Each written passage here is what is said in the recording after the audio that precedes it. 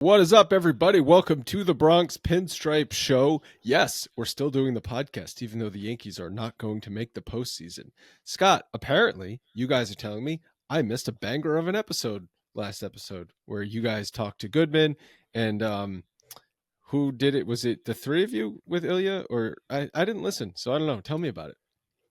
It was Logan and I did the morning. Ilya was on with the Max Goodman, and yeah, I thought it was, there was a lot of free flowing conversation, a lot of stuff from the heart, a lot of I was getting a little fired up talking to Max and just I actually, what it ended up being.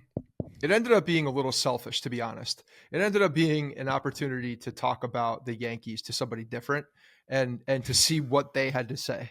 And you don't like me? You don't like talking to me? No, it's not so much that. It's just I'm just curious, is like, are we all living in a vacuum? And it turns out that we're in a vacuum. Everybody thinks exactly the same. Everybody realizes that it's the same thing over and over again. It's the Truman Show. There's a lot of things here that are the same on a daily basis, and the beat writers feel that very much so. You can tell that with the answers that are received from Aaron Boone, but also the questions, and there's just not that many places to go for them, unfortunately, right now. And it's a tough spot for everybody. Honestly, it's a really weird time. I was texting you earlier today. I'm like, it feels like off-season content, but we have a month plus left in the season, and we have 2 episodes per week, and we're in a really weird spot. This has never happened before, right? Like, there was always something. There was either a wild card or a division race, or the kids were coming up, and right now we're in like no man's land because they're not competing for the division. They're certainly not competing for the division. They're competing for second to last place, kind of. They're like 7 games out of that, over the basement.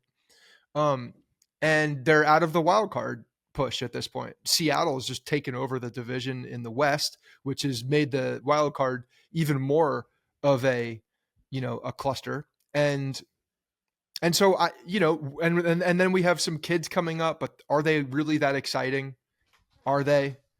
And the one thing that I think that was the most concerning to me after having this conversation with Max is that he believes that the Yankees next year are almost pigeonholed into a position where they have to rely on their young talent, bring them up, and see what happens. And that's some scary shit, because I don't think their young talent is that good right now on the major league level. I think that the 21st Jason Dominguez system is potentially a real deal, as we've seen him, improve across the promotions. Kids raking right now in AAA. Granted, short sample size, but he does feel like a real deal. After naysayers have come down on him when they finally got to see him play baseball. But the rest of it, I don't know, man. It feels like a lot of Rob Refsnyder's. And back in the day, Rob Refsnyder was very exciting. It was very exciting for me, because we had nothing. Can you look up what the Yankee system was ranked in the after the 16 season? Because I believe it was top 5 system in baseball. That was the one and only time we've done this podcast that the Yankees did not make the playoffs. But 2016, that was one of the most fun seasons to do a podcast, because the Yankees made moves at the deadline to sell and build for the future. And they had a lot of kids come up in the second half of 2016. Obviously, Gary Sanchez and Judge, the 2 biggest ones. But there was a future ahead of that team. And so I think if you went and listened to some of those episodes we did in the second half of that year, even though the Yankees were basically out of the playoff race, they were extremely positive and optimistic. And we talked about the kids and the future. This is downright. It was also like after the era of the Vernon Wells, of Kevin Youkilis, of like, and the core 4 had moved on, right? Like, that came. Everyone had retired. They had all gotten their ceremonies and their retirement tours. And A-Rod, the joke is A-Rod, they kicked A-Rod out on a stormy night in August 2016, and then the next day it's sunshine and Aaron Judge comes in. It's like it was just literally exactly how it happened. But this shit is downright depressing. what this team is right now. The system is ranked, I think, 21st in baseball. We talked about a couple episodes ago for the midseason rankings. It's not a bad system. It's a lot of depth pieces. Realistically, it's probably a lot of 4A players. And the Yankees have been able to develop 4A players, but 4A players does not win you championships. That's nice added depth when you need it. That could get you, to tread water for a couple, 2 week or couple 15-day IL stints. That's not going to win you a division or get you, a championship. Logan, what was their system rank? So going into 2016, they were outside the top 10, and after the trade deadline, they were second in all of baseball. Second. With all of the acquisitions that they made. Funny enough, the acquisitions ended up being completely nothing. But that's not the point, though. Not really, though. Yeah, yeah, really. Okay, let's not get off track here, guys. The point I'm making is there was a future to look forward to. There was a future to look forward to when the Yankee system was ranked second in baseball, and they had players who were going to contribute the following season. This wasn't a second-ranked system in baseball where everyone's ETA is 6 years from now or 4 years from now. This was everyone's ETA is in the next 2 seasons, and it's a top-ranked system. That was the type of optimism we had. And right now, you've got players who, Pereira's coming up, Peraza, is getting some play. Do you want to still throw Volpe in there? Whatever. But this is not a system that is going to win the Yankees a championship. And so your conversation with Max Goodman, why did he make that point that they're kind of backed into a corner to rely on their young kids next year?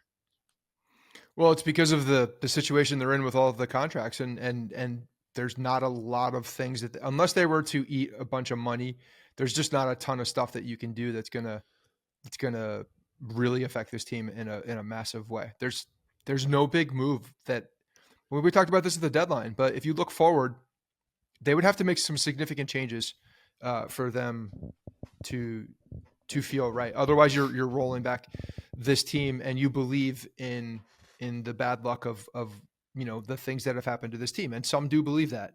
Brian Cashman's one of them. I think Steinbrenner's probably also one of them. But you are going to be supplementing it with a lot of young guys. Otherwise, you're taking these lottery picks. When I say lottery picks, I'm talking about the minor leaguers.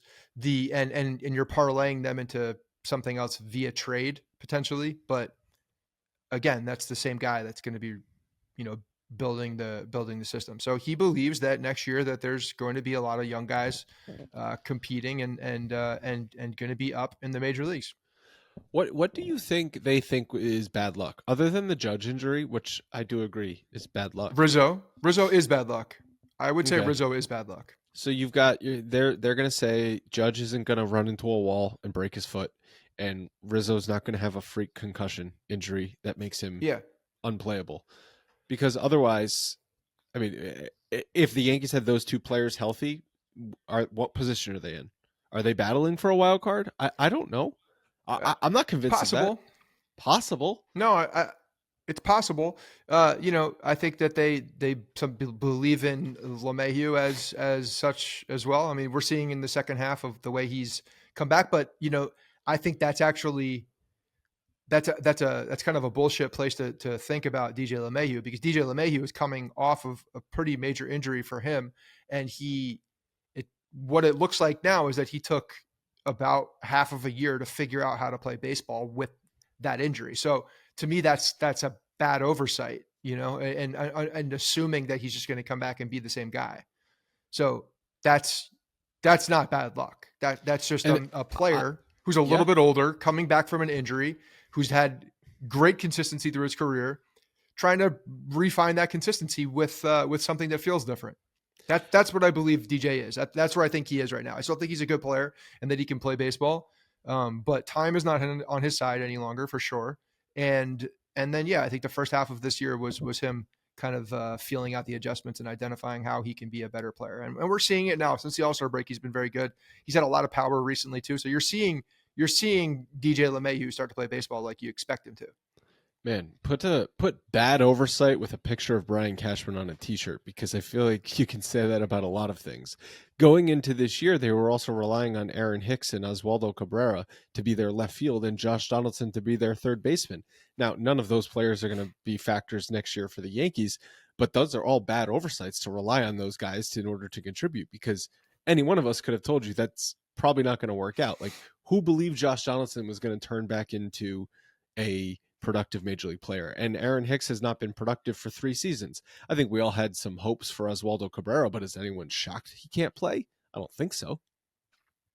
No, and at the beginning of the season, when you're in that position as a fan base, you're looking at these guys and you're remembering some of the positive moments that they had in the year before, and you're seeing the youthful exuberance. And you're like, all right, this guy's going to take a corner, play every day.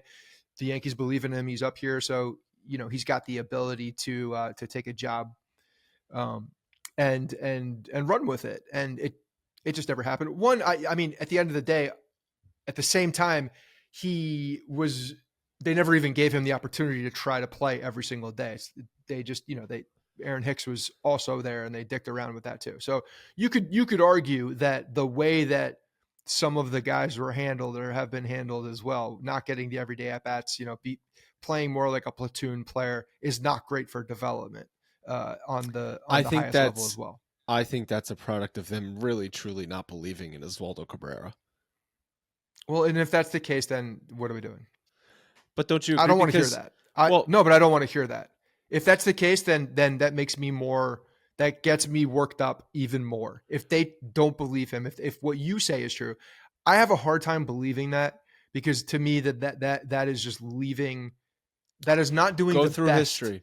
Go through history with this team. Okay. To put a competitive team on the field. Go through history with this team. Young players who they dick around with and kind of give the job, but only if it works out perfectly. They don't truly believe in That's those why players. We were so excited for Volpe, because they actually didn't do that. That's the first they went against the grain. Exactly, because I think they did believe, and they do believe. And I think in he's Volpe.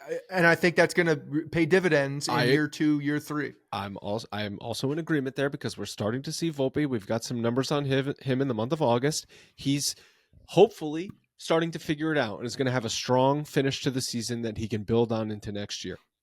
But think about Clint Frazier and Brett Gardner. How many times did they flip-flop with that thing? Because they never truly believed in Clint Frazier. And now maybe they were right to never truly believe in Clint Frazier.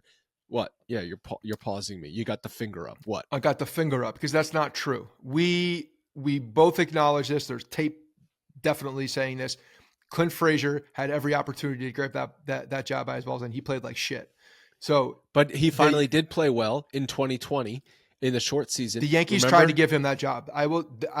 I can't say that I will be.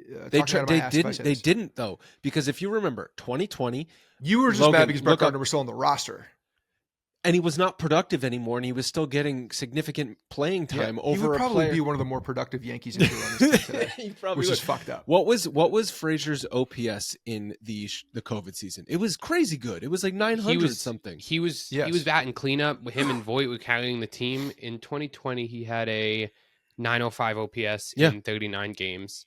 And then he started opening day in 21 in left field. And he struggled out of the gate, and he basically lost the job in the first weekend of the season.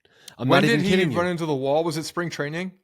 That was 2018. 2018 he ran into the wall. Yeah, he got. So he was going to get that job, and he was going to be a player for them in the outfield in 2018. And then they had to call up McKinney because he was hurt with the concussion. Right. That was when McKinney ran into the wall. So the COVID year was a year and a half post head injury when he ran into the wall in spring training. And then, so after that season, we both looked at him. Everybody had that. This is a guy, like he's taking it. The Yankees need to give it to him. The Yankees need, and they tried the first half, and he played like shit. Didn't try.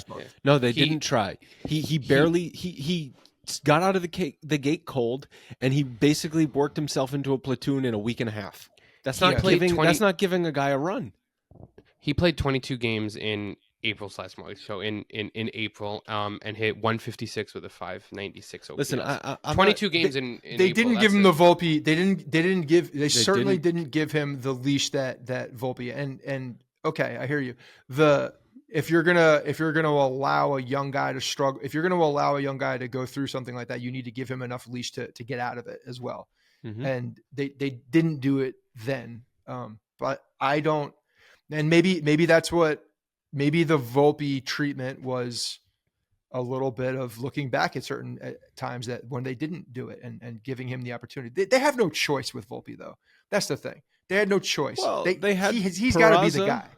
They had Peraza. I don't think they believe in Peraza personally. I agree. They don't believe in Peraza. I have not seen anything from Peraza that gets me excited. No one believes in Peraza. They haven't been able to trade him. They're not. They took forever to promote him to the majors, even though there was every excuse to do it with Donaldson going on the IL right after the All-Star break. Yeah, I agree with you. They don't believe in Peraza.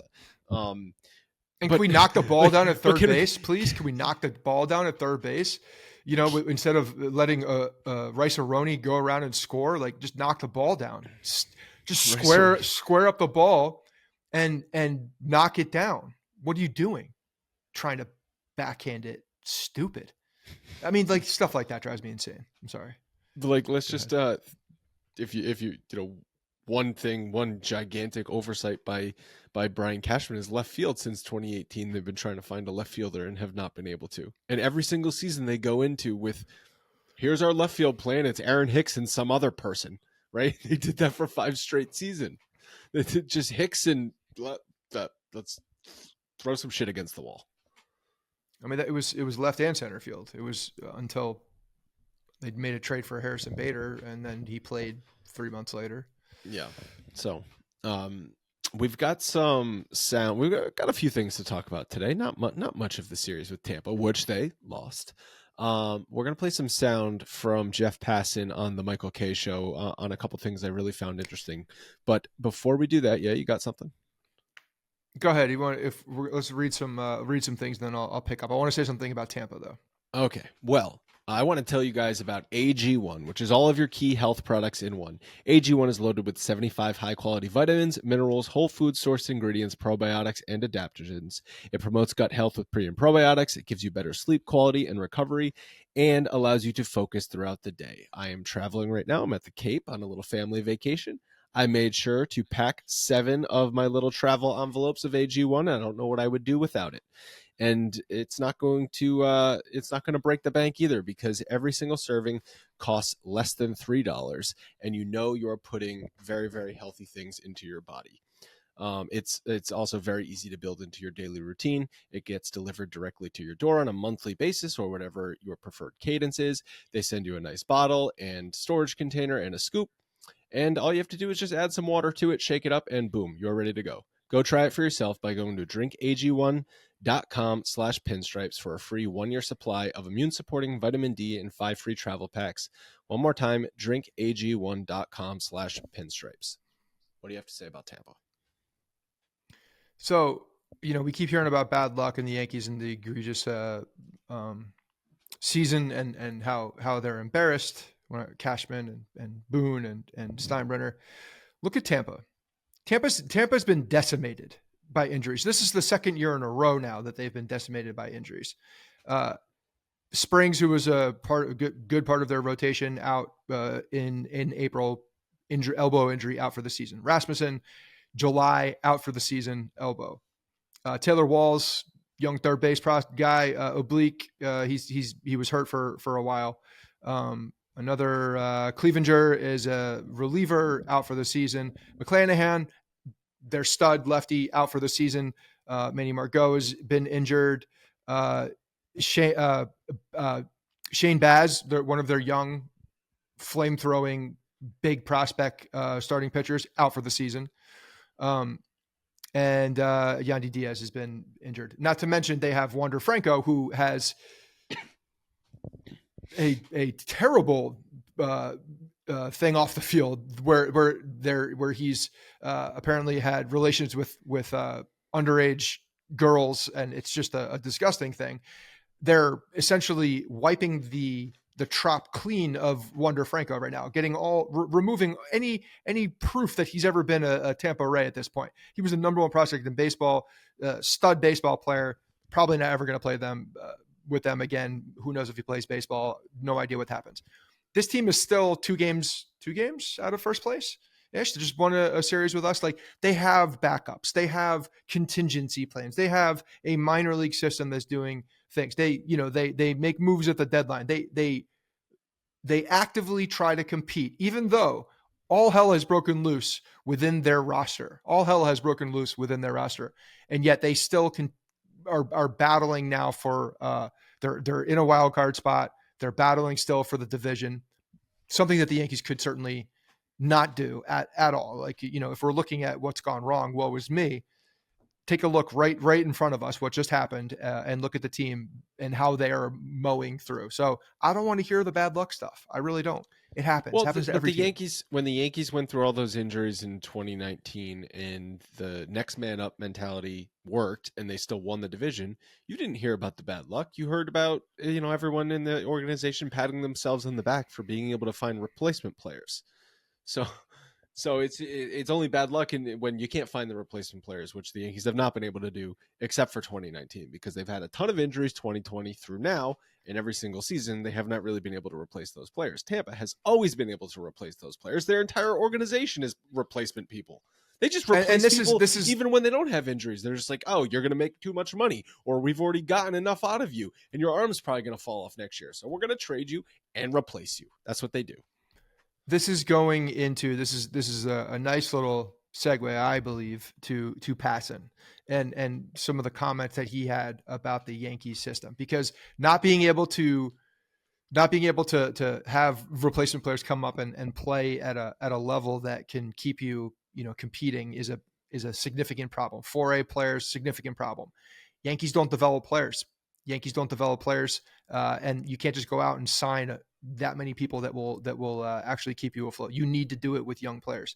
And unfortunately, the Yankees have not been able to prove that they can do that. And I think it's an egregious problem. All right. Yeah. So to set this up, this was Jeff Passan on the Michael K. Show, apparently calling into the radio on a potato 57 years ago. Let's hear it, Logan.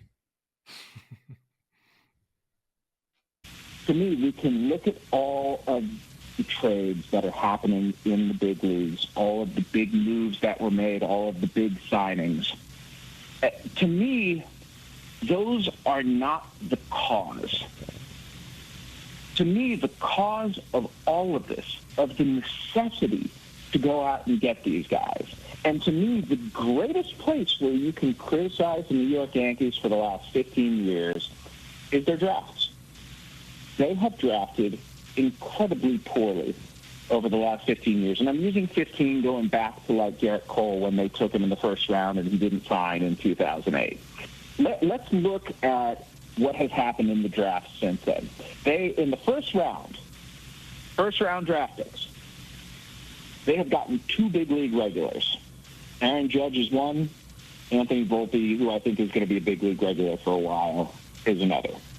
They have gotten two marginal rotation pieces, one in Clark Schmidt and the other in James Kaprielian, who didn't even throw a pitch for the Yankees. So it's all on Clark Schmidt at this point. They've gotten two guys who have had cups of coffee in Blake Rutherford and Slade Heathcote. And they have had in Cito Culver, Dante Bichette Jr., Ty Hensley, Ian Clark, and Eric Jagiello, Kyle Holder, Anthony Seeger, and potentially T.J. Sycamore, who's in Double-A right now, but I'm going to put him because he's getting banged around down there.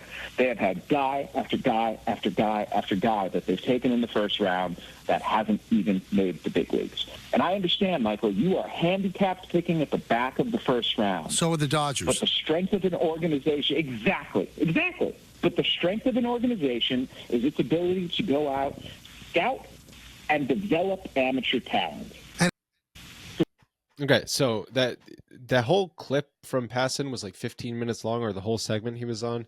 There's some other interesting things I want to touch on, but that was really the coup de grace was just his nailing the Yankees' inability over the past decade and a half to draft and develop talent.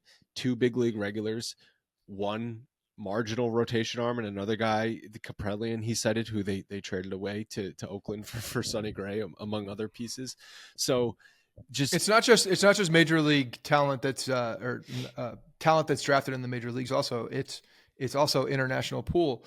It's international signings and looking at how long they've developed. Even some of the top guys they've gotten have fallen off. Obviously, Dominguez was the number one guy the year that they got him. We'll see what happens with him, but they haven't been able to. The amount of hard throwing right-handed pitchers that the Yankees have had in their minor league systems over the past 4 years that have not worked out is crazy. Luis Medina, and like those other, there have been like 6 or 7 or 8. I might even be understating this. However many of those guys that are a similar makeup, Abreu, that couldn't throw strikes, but throw 99 miles per hour. Can't throw strikes, but throw very hard. There's a plethora of those guys that have either been shipped out in trades, or just haven't worked out and have not been able to find the strike zone. And there's no development. If you believe that you're going to take raw talent like that, you need to be able to develop that talent and hone in the physical skills of said players. And they have not been able to do it.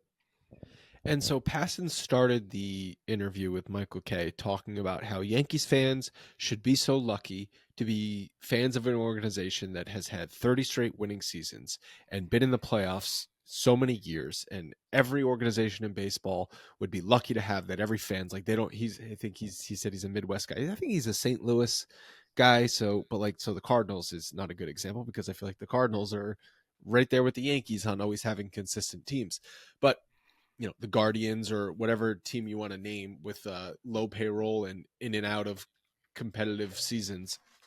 But I just think it's like, how can you say we have that? A high payroll in and out of seasons. Well, it's just like, I don't know how he could say that and then 5 minutes later talk about how terrible the Yankees have been at drafting and not understand why Yankees fans are frustrated. It's like, you're spending the most money in baseball. You're putting a team on the field that should be competitive enough to, I understand you can't win a championship every year, but compete for a championship every year.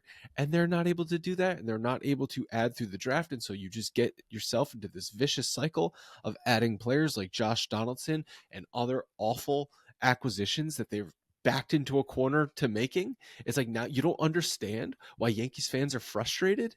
This team was on the doorstep of winning a championship in 2017, and every single season they've taken a giant step back. I'm sorry, Jeff Passan. It's very obvious why Yankees fans are frustrated, and they have a right to be frustrated. Well, the other thing that some people just don't understand is when you have a team like the Yankees, like, of course, yes, for all those that were around in the 90s and were able to witness that in the early 2000s, great. It was tremendous. It was the best time to be a fan of any team in any sport. It was amazing. That's a long time ago. Logan wasn't alive.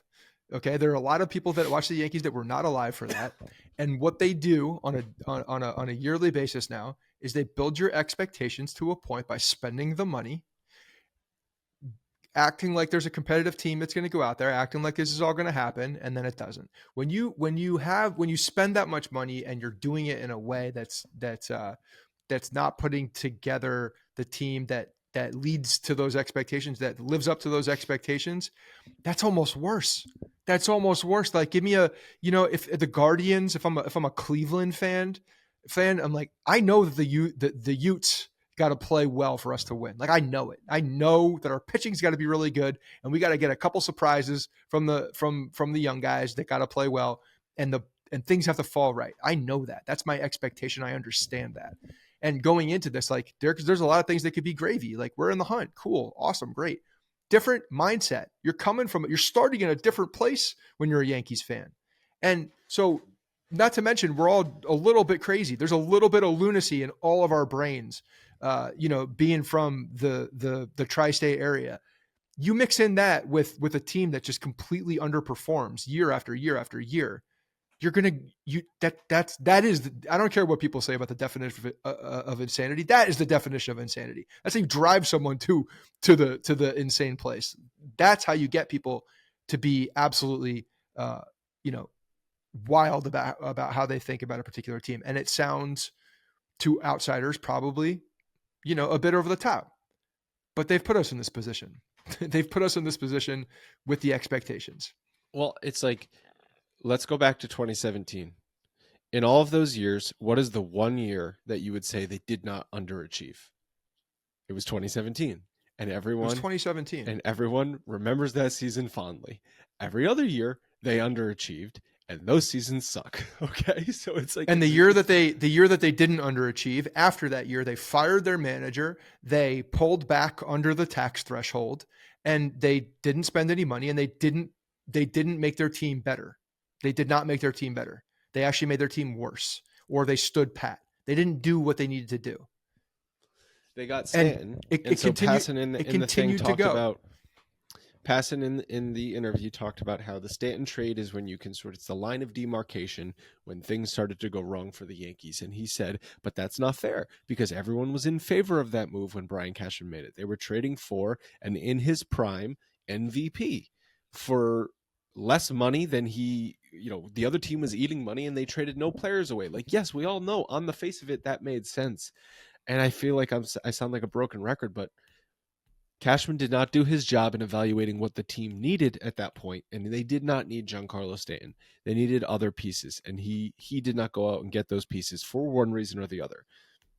I don't know exactly what those reasons are. Some people believe it's because he had a mandate to get under the luxury tax, and he couldn't get the pieces like Machado or Harper to make the team actually better, so he had to pivot to making the team different. Not better, not worse, maybe, who knows, but different by adding pieces that is not what they necessarily needed. And now the other thing I want to talk about from that interview is Anthony Siegler was a first round yes, pick. Yes, he was a first round pick. He's like I can catch and throw with my left and right hand. Mm-hmm. Yep, ambidextrous. Little circus freak. Passan said the Josh Donaldson move is probably the worst move of the last 5 years for Brian Cashman. And he brought up that the Yankees knew when they traded for him, he was basically a clubhouse pariah. They were trading for a bad guy who did not get along with anybody in Minnesota. And that's one of the reasons why Minnesota was trying to do everything in their power to get rid of him. And the Yankees knowingly acquired this guy who was not going to be good for the clubhouse. And what happened? Josh Donaldson came in, underperformed, in his first year with the team, had the Tim Anderson, Jackie Robinson thing, which just feels grosser the more you think about it and the more you know about Josh Donaldson. The farther away you get from it, just the worse you feel about that thing. And then this year, no a-hole moment from Josh Donaldson, but just can't hit. Well, play. he pulled the manager aside for an hour and everybody was late. So like there was a stink, and let's get something very, very clear here. This wasn't just a Josh Donaldson in Minnesota problem. I talked with when we do our Toronto updates, like this was a big topic of conversation. I think 2 years ago, they essentially exiled him from Toronto as well. He was an MVP in Toronto, so it's like, and they still wanted him out. They still exactly. needed him gone. So this was he's always been that polarizing type figure, but he played baseball well at the moment. And when you play baseball well and you're an asshole, you can look past it. But when you're not playing baseball and well and at the same level and you're still an asshole, then you look different. You just look like an asshole. Yeah, so I mean, I definitely, there's like a 15-minute clip of the Passan thing on YouTube that I was watching. Some interesting stuff in there, but the drafting and developing thing is probably the worst of it, and why they're backed into a corner with a lot of these moves, and why they had to go out and spend so much money on specific free agents to quote unquote fix the team, right? Like, what was Garrett Cole going to be? He was going to fix the team. Turns out Cole's been very good for the Yankees. It didn't fix the team, though. They needed so much more than just a number one pitcher. Carlos Rodon this offseason, their big acquisition, was going to fix the team. How many starts has he made at this point? 8 starts, 9 starts. So we're basically throughout the season. So he's missed 2/3 of the season. Like, not going to fix the team. So they're not going to fix the team. He's made it worse. He's made the team worse. He has been a bad acquisition thus far. Injured, comes out, Tommy Tough Guy, then comes back. Is he still over a 6 ERA? Did he? I know he might have really do much for himself ERA wise. I mean, he still pitched like shit today. Okay. Like he gave up the 2 runs early. Granted that first run probably shouldn't have scored, but the next pitch or the next batter, 597, just by the skin of his teeth underneath, went deep. So, both runs are scoring anyway. It doesn't matter. And then, he pitched himself out of, he got out of some big jams too, bases loaded jams. And what did he get through? 4 1/3? Is that what it was? 4 2/3, something. That's not acceptable. That's not acceptable anymore. Like, I know it's was this the second one back, second start back. I just, it's been a bad signing, a really second bad start signing. back from his second IL stint. Yeah, I can't even keep track of it anymore. So I understand what Passan's saying, but there's been there have been a lot of bad free agent signings also. So so to someone on the outside like Passan, not that he's as inside as someone on the outside can be. He's a national baseball writer, so he has to be on the inside of a lot of teams, specifically the Yankees, who are going to get more coverage. But you have to truly be following this team day in and day out, like we have for our entire lives, and how so many people out there do, to understand how it's so many little things over the past 6-7 years that have led to where the Yankees are. And that's why the frustration is where it is today. It's not like this team pulled a Steve Cohen in the offseason and tried to fix everything by spending $350 million. No, this has been building since 2018, and the bubble has burst. Okay? And so, yes, people are frustrated. They have a very you say the bubble right has to be burst, frustrated. But that's the problem. I don't think the bubble's burst yet, honestly, because how is it not burst? They're in last place and they're going to finish below 500. Yeah, no. This is part of the. This is a rock bottom moment, but that doesn't mean it burst. That doesn't mean it's over. If I'm thinking of a burst, I think it's over and you're on the way back. What I meant, I by don't think bubble, it's over yet. So I'm treating the bubble as burst like I don't know why the housing crisis stuck out in my mind. It's like the bubble finally burst and everyone realized like no one can pay these mortgages, right? Like, oh, the bubble has finally burst and everyone finally realized no one in this lineup can hit. Yeah, but then you have to pay your mortgage for the next 3 years. There's no bailout. And that's exactly where the Yankees are right now. Where's the bailout? Because unless this is what I was talking about with Goodman. I'm like, Steinbrenner has to be able to spend money. He's got to open it up and be able to try to fix some of these issues. But I'm not saying throwing money at it. He's already spending $300 million. But you got to do it. I know, but in the wrong way. That's the thing. You got to do more now. It's going to look so bad. And that's the problem. Is he even willing to do that? And Goodman and probably other beat writers, because I'm sure they all talk. I know they all talk, and they're all coming up with their own theories. And this is probably some groupthink as well, if you're reading between the lines here. They are in a position where they're going to have to depend on the young guys because they're not going to continue to spend. And they're with the same people. That's bam. And that is truly the worst place And now to the be. bubble has not burst. The bubble is exploding. There's some warts coming out that are like, yo, that shit's not safe, but it hasn't burst yet. Well, that is a scary thought because that is truly the worst place to be, is dependent on young people. Well, no, I'm not. What I'm saying is the worst place to be in baseball specifically is a team that has a high payroll, but is not willing to just literally have any payroll in order to win. To stop at a certain point, you just end up being where the Yankees are. Without acknowledging, even if the money that you did spend was the wrong money, when you're looking at it now, you're identifying, okay, wasn't the right money, but we spent it. So we can't go out and spend any more because we are where we are. That's like every time you see a team go out and make splash free agent signings, like the Mariners did with Robinson Cano, or like, remember when the Marlins went out and signed? The Padres have a reckoning coming to them. They're going to be sure. They're going to be the Padres dog shit in 3 years. Remember when the Marlins randomly one off season signed like Mark Burley and Jose Reyes and just like they're like, yeah, we're gonna go for it this year, and then they were like, oh right, we're still a 500 team. It's like the Marlins have done that a bunch of times in their history. Yeah, but it's worked for them at times too. So it worked for them. It worked for them twice. Yeah, it worked for them twice. When it happens twice, and you just throw it like, oh hey, let's try now, and then it works. You're like, hey, maybe we could do that again. Like I kind of understand that. So they weren't trying to build a sustained team. It's that is a scary place to be, is next year going into it basically saying, yeah, well, we're stuck with this and this. Obviously Cole and Judge, not stuck with those guys. Those guys are still two of the best at their position, but you're stuck with a lot of other players that are making a lot of money. You're definitely stuck with Stanton. Seems like you're going to be stuck with Carlos Rodon. Seems like you're going to be stuck with a lot of other high. Seems like players. You are. You have Carlos Rodon on your roster. That's 100%. No, what I meant is but if he pitches well, seems like year, if he doesn't pitch well, you mean?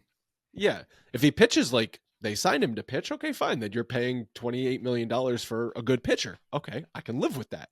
But when you're paying $28 million for a pitcher that spends half the time on the IL and then flashes his nuts to the crowd and has a 5.97 ERA, it's like, sorry, it's kind of stuck with him. Yeah, no. So, and that's assuming that they're right. And a big question mark with Rizzo coming back as well at some point. Again, just because we've seen it in the past. I do believe that's bad luck with a little bit of a sprinkle of shitty handling. The injury was bad luck. Yeah. And then they mishandled it for 2 months. Right. Yeah. So it's even hard to say that one, except that I feel badly for the player. And I love Rizzo. I think he was a very good acquisition. I still liked the signing. I'm not going to go back and shit on the signing because I liked it at the time. Still like it. I still think he's a good player. It's an unfortunate, this whole head thing is unfortunate, and we just don't know what he's going to be after this. Nobody knows. Rizzo doesn't know. I said this a couple weeks ago. Justin Morneau from Minnesota. It ended his career effectively. Yeah, he was still a prime player when he got that concussion, and it ruined him. Yeah. All right, that's so we're Rob Jeter of a MVP. He did. We're going to spend a couple minutes towards the end here talking about some positive things, believe it or not. But before that, Game Time is our preferred ticketing app because it is the easiest way to buy tickets to whatever you want to go to. Sporting events, concerts, comedy shows, theater, and much, much more. The app has a ton of cool features and is easy to use. It shows you trending tickets, what sections the best deals are in, calls out cheap options and flash deals, and so much more so you can make an informed purchase. There's also event cancellation protection so you can buy with confidence. I love the app because you get images of your seats before you buy. It's a fast buying process, a couple taps and you are done. And the tickets go directly to your phone so you don't have to go through your emails to find them. You can snag tickets today without stress using Game Time. Download the Game Time app, create an account, use code BRONX for $20 off your first purchase.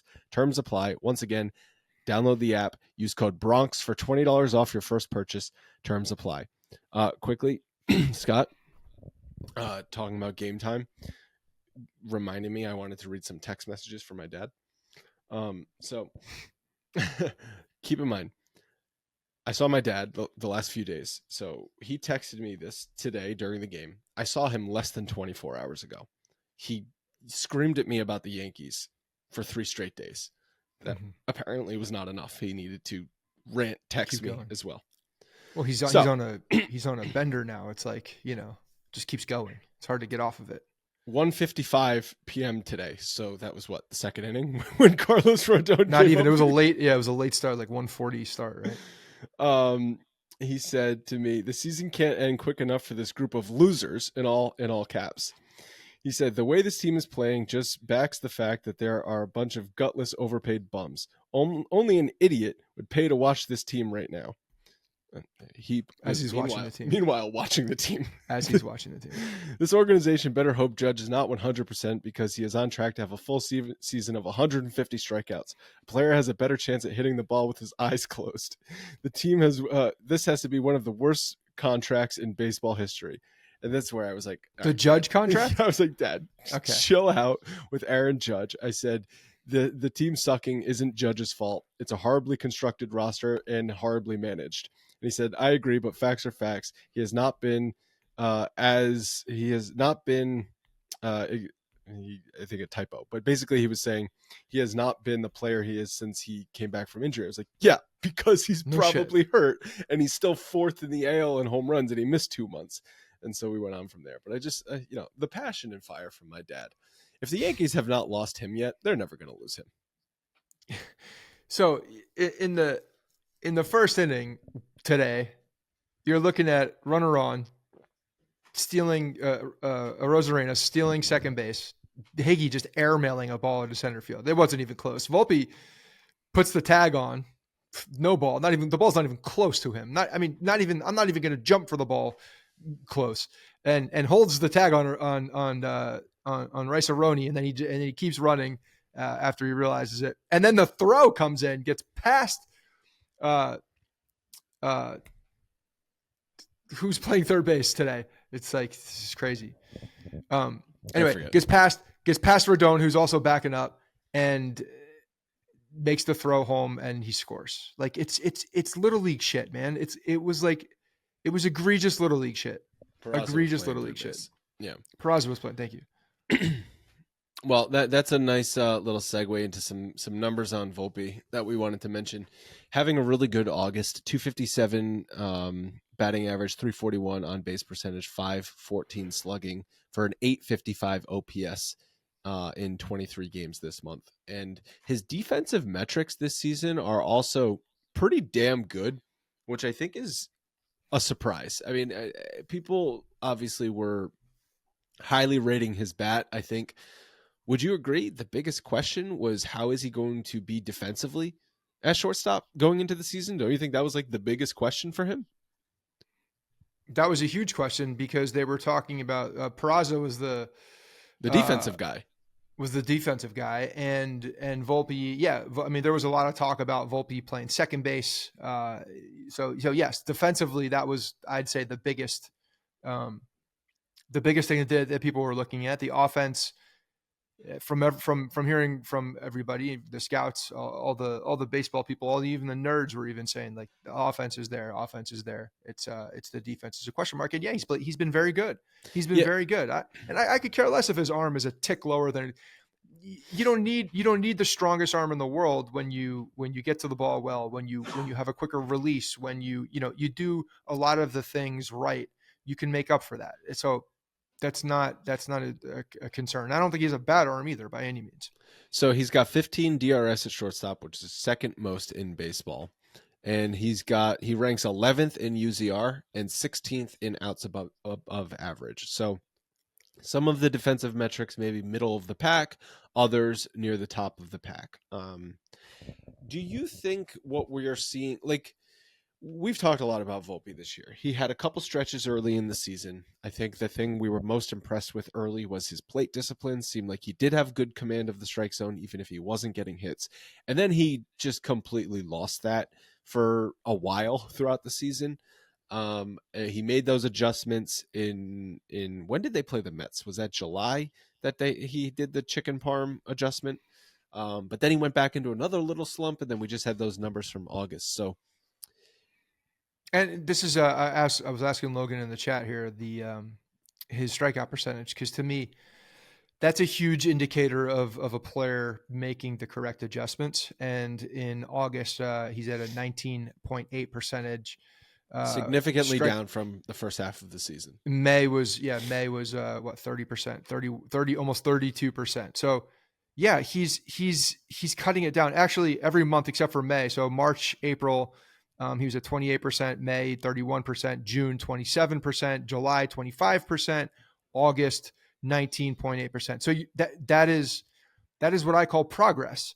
And when I see a young guy making progress like that with good defense, timely hitting as well, like, I don't think big moments are a problem for him at all. He doesn't get fazed by that. The kid's pretty even keeled. I like what I see. I think there's a lot of really good things to like, and I think I believe he's going to be a very good player, and I'm excited about Anthony Volpe. I think he's a really good player. So yeah, and I'm that is one of the few things I'm excited about right now for the team.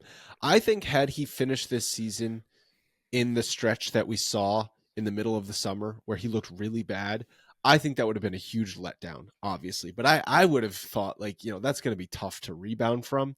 But even if he just finishes the year on a good 2-month stretch or a month and a half stretch, that can be massive going into next season, because the rest of the shit is just a complete throwout, right? Like, obviously the season is a throwout, but if you can find some positives, Volpe being one of them, and they make some changes in the offseason, obviously, we're all going to talk ourselves into championship in 2024. Let's also not forget something too. I mean, Anthony Volpe has been playing in a complete dog shit lineup as well. If you actually surround him with, relatively decent Major League Baseball players that can hit a little bit, he's going to see more pitches as well. So, if you're looking at how a rookie is getting pitched and the type of pressure that's on a guy like him, given the circumstances of how unproductive this entire offense has been, it's actually made it more difficult for him as well. So that's another piece of this is that he's not getting pitched to like he would if Stanton and Judge and LeMahieu and all of these guys are lighting it up and hitting well. If he's batting in the 9 spot with a murderer's row in front of him at the top of the lineup, a lot of strikes are going to be thrown to Anthony Volpe, and I bet his numbers are significantly better as far as production and on base percentage, average, things like that. But what I do see here, even in a complete dog shit lineup, the plate discipline's getting better. He's striking out less. He's getting more comfortable. The defense is there. So that's a lot of progress. And you could probably put the scale on his progress even a tick higher because of how bad the surrounding offense has been as well. I'm looking at this chart again that Logan dropped in here. So he walked 14.8% of the time in March and April, and then down to 4% in May when he struck out almost 32% of the time. Then his walk rate went back up to 10.5% in June, and now it seems like it's been settling, 7 to 8 or 9%. I wonder if the 14% walk rate was, that's weird to start the year walking 14% of the time, striking out almost 30% of the time. We're like not really getting a lot of hits. It was kind of an odd start offensively to his major league career. But if he can settle in around a 9% walk rate, 19% strikeout rate. Well, if you look at March and April too, at a 15% walk rate and still the K percentage is up, is that, he just wasn't chasing pitches out of the zone. They were trying to get him to chase early on, and he just wasn't chasing what they thought he was going to chase. But the fact that his walk percentage went so far down, he put tape out. You know what I mean? Like guys knew where to throw to him at that point. So there was you can see the adjustment for the pitchers. Fastball up and in. Yeah, you can see the adjustment by the pitchers right there. And it's not great for him, especially if what's happening around you isn't as great. So again, those are with a rookie guy like that, there's adjustments on both sides. But as you're seeing now that everybody has made adjustments to him, there's enough tape on him. They all know everybody's played him, and he's done the same thing. You're settling in now to maybe see the type of player that he can be, and I think it's just going to continue to progress in that manner. So again, I'm excited for him. So is there anything else in September you want to see other than Volpe finishing the year strong? Like what else would you want to see? I got to see Carlos Rodon pitch well. I got to see Carlos Rodon pitch. Do you? Yeah, I do. I need to see it. I need to see it with my own 2 eyes. I need to see that man shove. I need to see him fully healthy. It would almost bother me. I think it would bother me. Whatever. This season doesn't matter anymore. So I need to see. Exactly. I need to see the ability. I could. You're dwelling in the past. I can't do that anymore. I have to look forward. So I need to see him do well at this point. Okay. You think that'll build into next year? You think Carlos Rodon? I don't know if it'll build into this year. I just need to be able to see it with my own eyes so I can understand why they gave this man the money that they did. So go watch some footage of him from San Francisco last year. You know what? I remember Rodon being good, but also not good with Chicago. And that's what's burned in my brain. So the other thing I want to see, and, Brian Cashman has pretty much alluded to the fact that this isn't going to happen, is I want to see Jason Dominguez play another couple of weeks down in Scranton and get the call up and play left field every day for the last 4 weeks of the season. That's what I want to see. Yeah, that seems like a long shot. What about Austin Wells? Why? But why? No, service time. No, because we're past. It doesn't matter, actually. Yeah, yeah, we're past the point. So there's no reason. There's no reason. Coddling a young player, not wanting to stunt his growth. I don't know, whatever freaking there's no excuse pressure they're going to use at this point. There's nothing left in the season. So that's a perfect opportunity. It's exactly that you want to recreate a 16 opportunity that is similar, where there's nothing to lose. Kids are young and dumb and just playing out of their minds because they don't know any better. That young is, and dumb in see, a positive way. That's what we found. If Cashman wants to throw a Hail Mary for this season, not to There's like no get Hail in the Mary. playoffs or anything. That had to happen 3 weeks ago. No, what I'm saying is if Cashman wants to throw a Hail Mary to somehow win some fans back before the offseason, you call up Dominguez and he plays well, and then Volpe finishes strong, and then people will be excited for 2024. They will forget very quickly what happened this year if the Martian and Volpe are going to be the cornerstones to build around Aaron Judge and Garrett Cole. Because people are stupid. Well, they're not. It's not that they're stupid. People are goldfish. They have short memories. But that would be. You can still get mad. You can still be mad about what happened this year and also be excited. They're not mutually exclusive. You can do both. You can do both. And when you have a young player like Jason Dominguez, who has been heralded from day one, if this kid and then knocked down on the prospect list, and maybe that was an opportunity for him, a little chip on the shoulder moment for Jason Dominguez, saying, "Oh, you don't think I'm him, but I am that guy."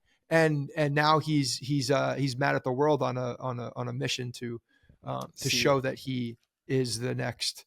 Who was he compared to? Mike Trout, Mickey Mantle. Remember that graphic? There were a lot of graphics that were put up with him, like with ridiculous people. I think they're probably going to. So, how much time did Volpe get at AAA last year? Like 2 weeks. Right, because it was mentioned nothing. that. Yeah, so they're going to probably try and do the same thing with Dominguez as they did with Volpe last year, and he'll be battling in spring training next year for the outfield spot, and then they hope he wins it, and he will be hopefully he'll be the opening day guy, and they let him have a run. But then the service time, doesn't that become a thing for him in Well, next of course, year? Service time would start next year if he Right. if he plays But I think that's what they're probably going to be doing. I mean, it's the same track. He's just up a little earlier than Volpe I know. was. When does the AAA season end? Yeah, 22 games he was up. So it's about the same, I think. Yeah, there's no reason for him not, given what is happening right now. Mm-hmm. Last year you couldn't do that with Volpe because it was a different situation. This situation is all for bringing in a young guy and as many young guys as you can find and playing them. All right, that's it. Well, we didn't think we were going to talk for long, and it's almost an hour. I could probably have this same conversation every day for like the next 3 months, to be honest, and still not be tired of it because it's someone that we saw this weekend. They know obviously I do this podcast. I'm a huge Yankees fan. They're like, so what went wrong with the Yankees this year? And I was just like, oh, buddy, pony up. How many times people were asking me that recently? I'm like, you got 45 minutes? Yeah. Let me lay it out for you. All right, that's going to wrap up today's show. Thank you to Athletic Greens and to Game Time for sponsoring us today. And we'll be back at you again later this week. I think towards after we get past this week, maybe Scott and I are going to put our brains together and get the guys involved to try and do some different things the rest of the way, other than having this conversation again for 11 more times before the season ends, because that might get a little stale. Well, September call-ups, then we'll see what happens. See what happens from there. Got to find the storylines. Got to find the narratives. All right. We'll talk to you guys in a few days.